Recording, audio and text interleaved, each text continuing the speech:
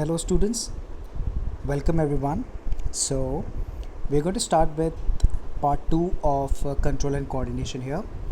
Now in this part हम लोगों को basically क्या करना है, we're going to study about tropism and nastism. तो इससे previous वाले part को आप अच्छे से अगर आप cover कर चुके हैं तो you must have got it that there is something which is called as control and coordination. So what is control and coordination? Working together of various organs in a systematic manner so as to provide a proper response. Okay, और हमने chapter शुरू ही ऐसे किया था that there is something which is called as stimulus, है ना. सो stimulus क्या है, जो भी चेंजेस है हमारे सराउंडिंग में, हमारे इन्वायरमेंट में, to which an organism respond and react, that is what known as a stimulus. So there are various kind of stimuluses we have. हमने काफ़ी सारे एग्जाम्पल डिस्कस किए थे. Then we came into the control and coordination in plants. Control and coordination in plants is basically carried over by the plant hormones.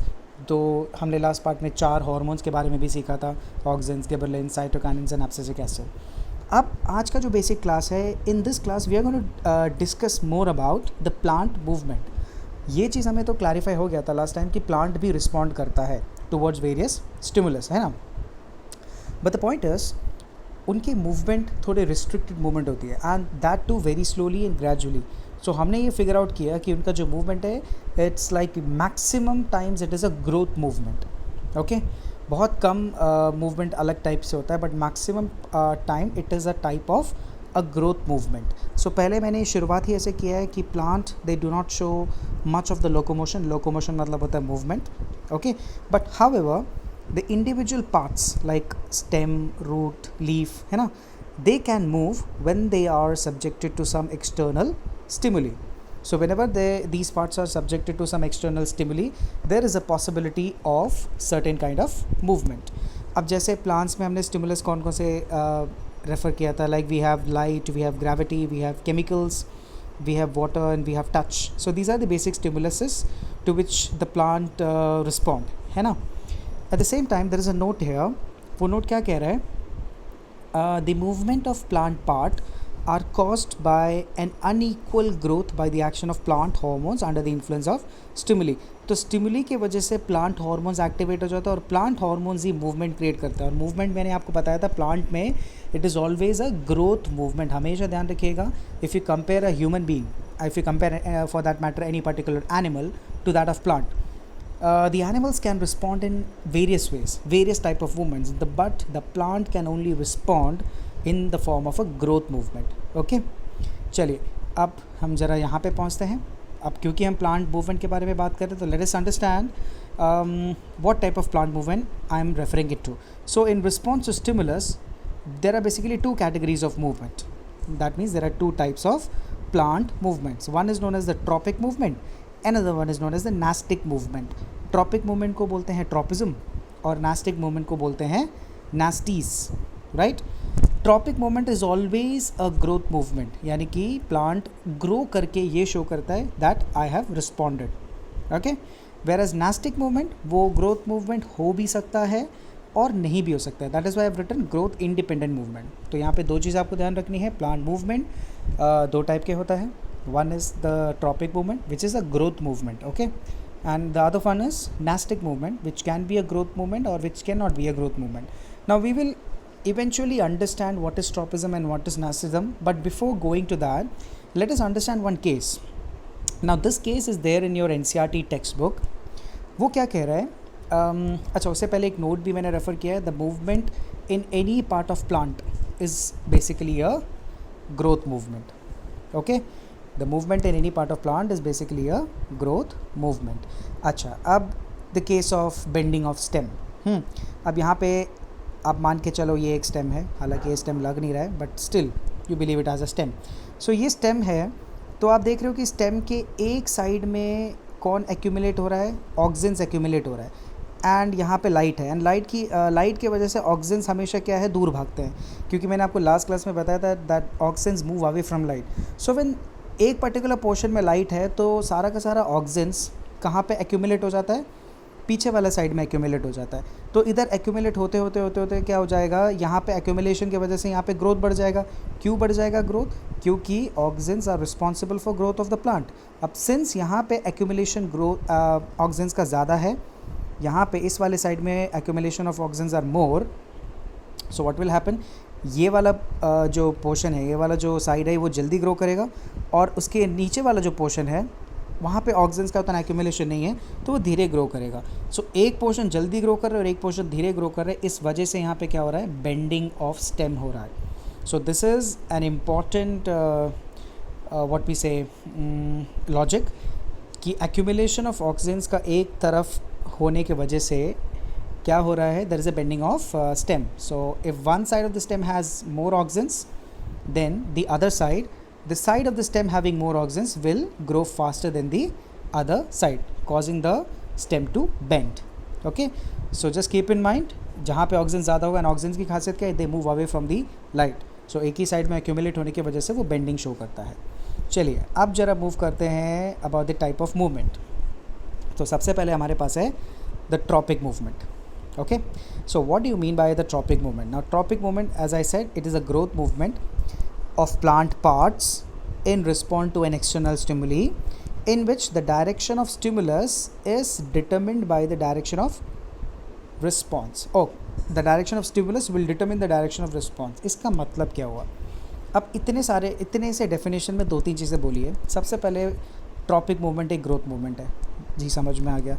दूसरी बात, growth movement of plant part है ना, stem, root, leaf, growth movement of plant part in response to an external stimuli के वजह से वो respond कर रहा है। लेकिन यहाँ पे एक चीज़ जो आपको ध्यान में देना है, वो क्या देना है, that the direction of stimulus will determine the direction of response, यानी कि स्टिमुलस डिसाइड करेगा कि किस तरफ रिस्पॉन्स का डायरेक्शन होना चाहिए, है ना।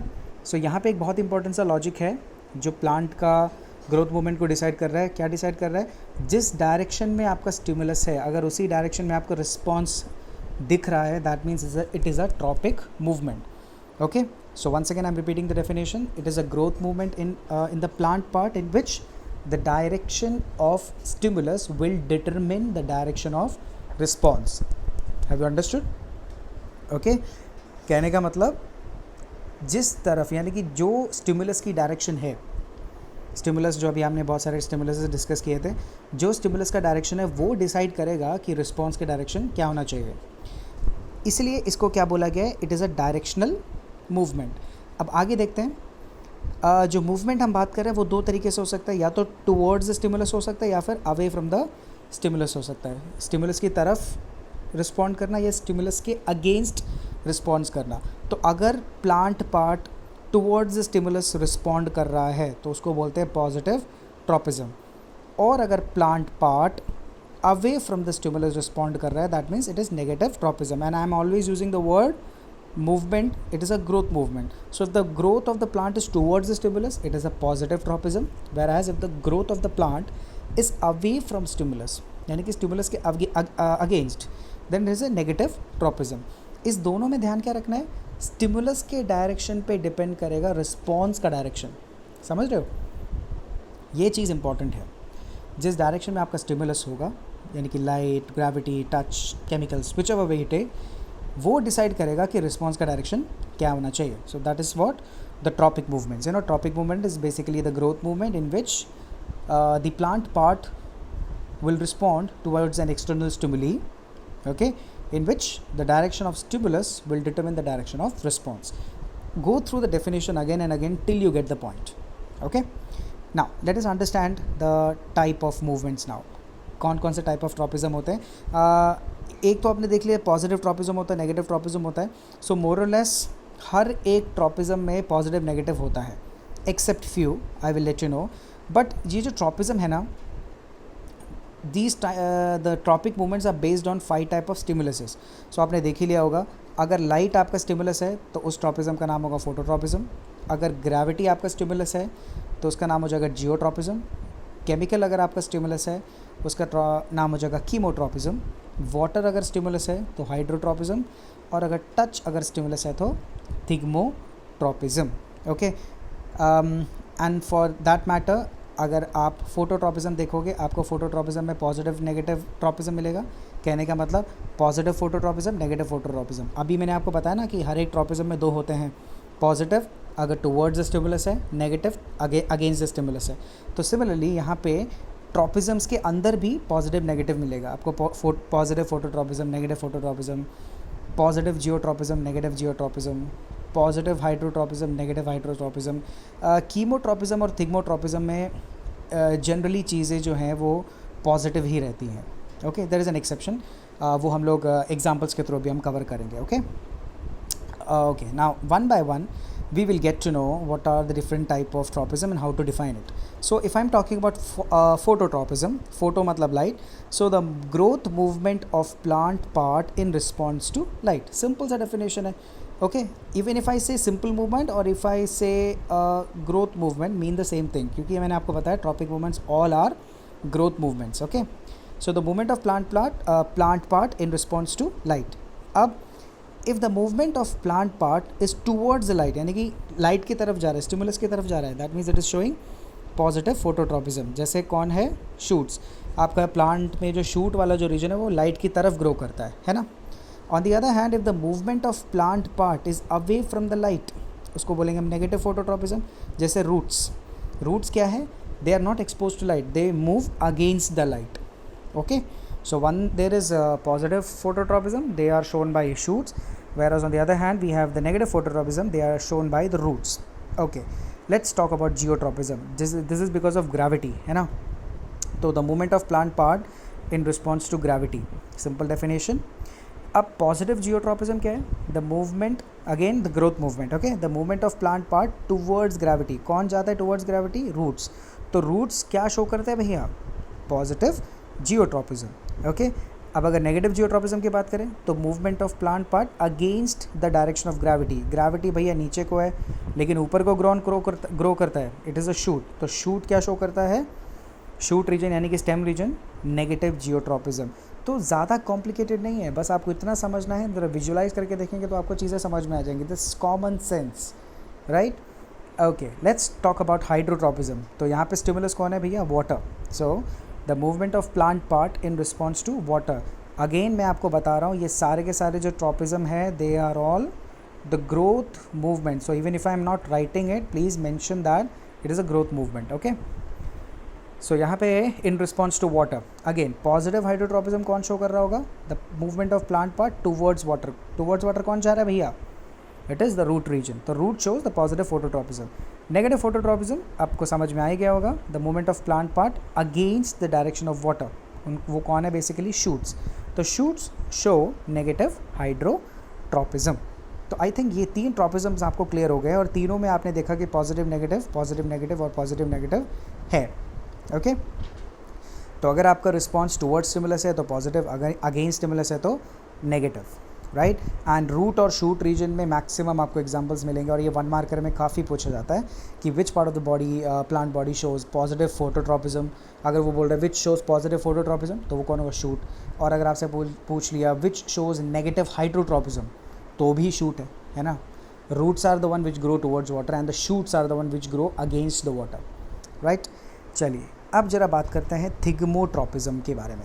थिग्मोट्रॉपिज्म क्या है, the movement of plant part in response to touch. Okay, आपने सुना होगा कि कुछ plants they respond basically they grow by touching a surface, है ना। टेंड्रिल्स के बारे में आपने सुना होगा, टेंड्रिल्स ये क्या है, they are basically thread like growth on stems or leaves basically of the climbing plants, so they are categorized as the climbing plants. So these tendrils are sensitive towards the touch, so whenever they touch one particular any particular support, उस support को touch करके वो वहाँ से grow करना शुरू कर जाता है। जैसे घरों में आपने मनी प्लांट देखा होगा, है ना, या क्रीपर्स वगैरह देखा होगा, उनको क्या चाहिए, उनको एक सपोर्ट चाहिए, वो सपोर्ट से वो ग्रो करना शुरू करते हैं क्योंकि they are sensitive towards touch.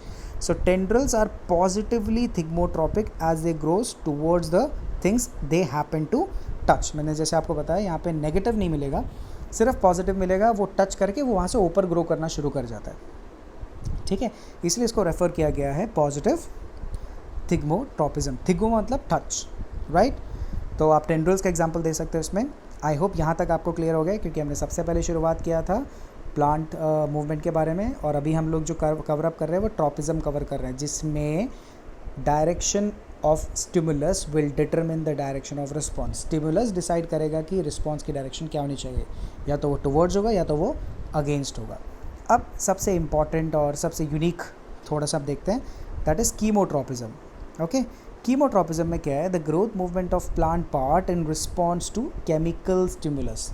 यानी कि केमिकल्स के अगेंस्ट भी कौन रिस्पॉन्ड कर रहा है, प्लांट रिस्पॉन्ड कर रहा है. अब इसका एग्जांपल आपको कहाँ देखने को मिलेगा, अगर आपने पॉलिनेशन सीखा होगा तो पॉलिनेशन में क्या होता है, एक पोलन ग्रेन होता है. If you can come up to this diagram, pollen grain जैसे स्टिग्मा में टच करता है ना, स्टिग्मा में एक शुगरी सब्सटेंस होता है.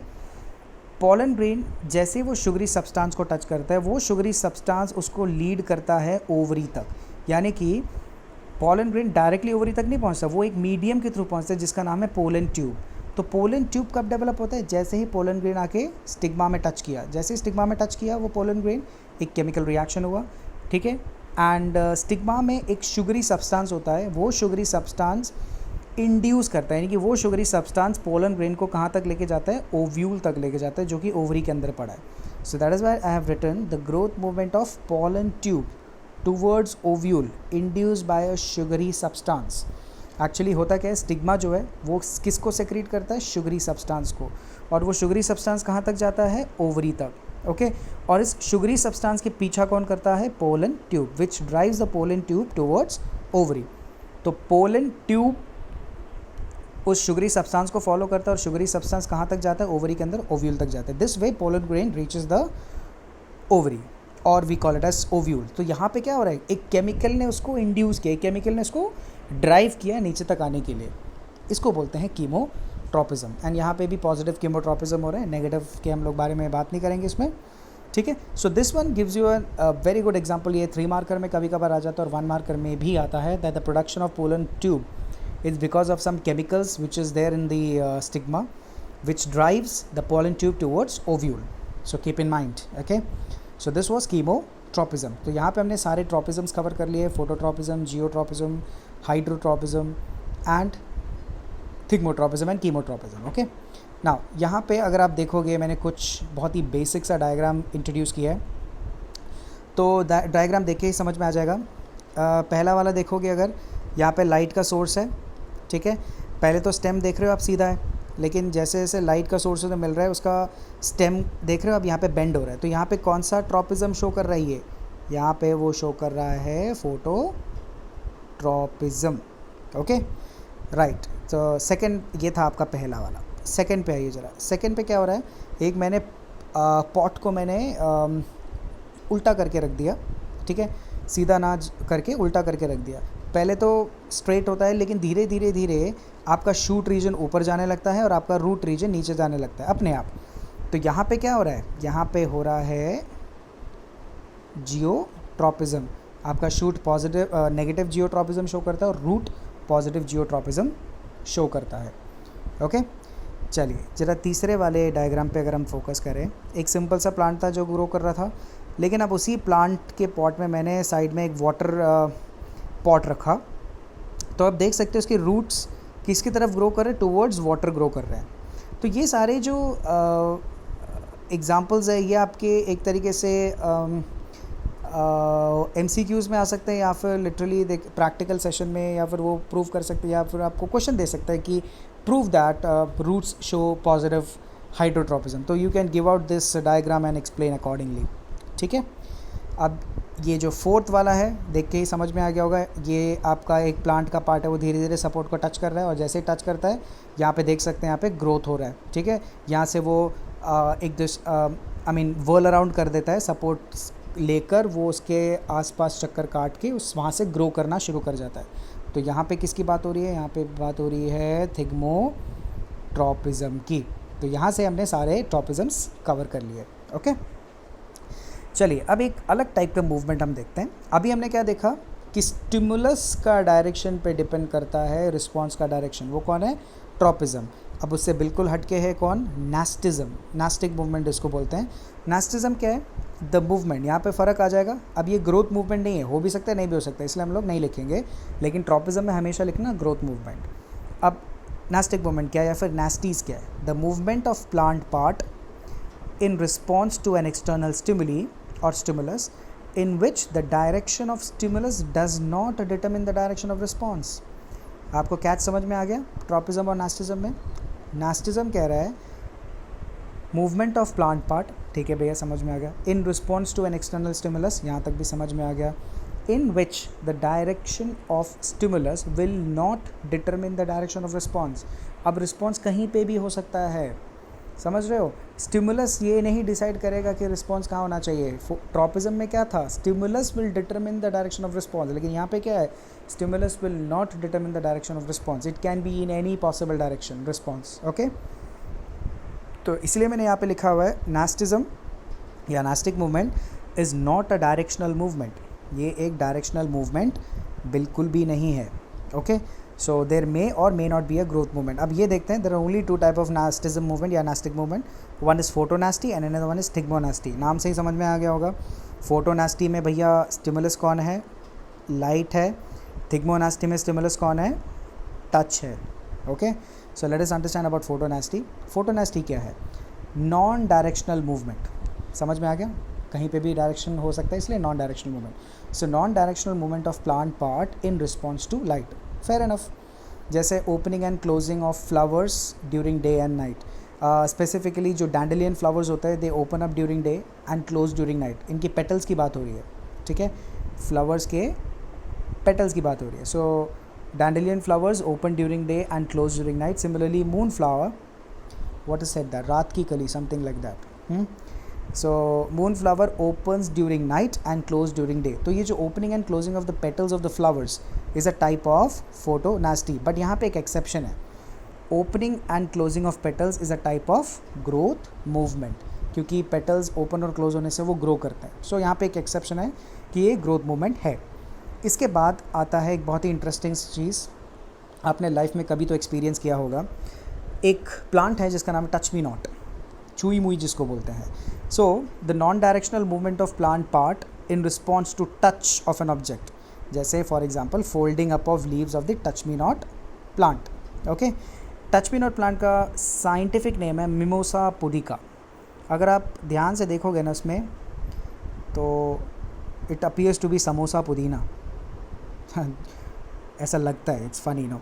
एनी हाउ, समोसा पुदीना नहीं है वो, it is Mimosa pudica, right. So ये उसका साइंटिफिक नेम है.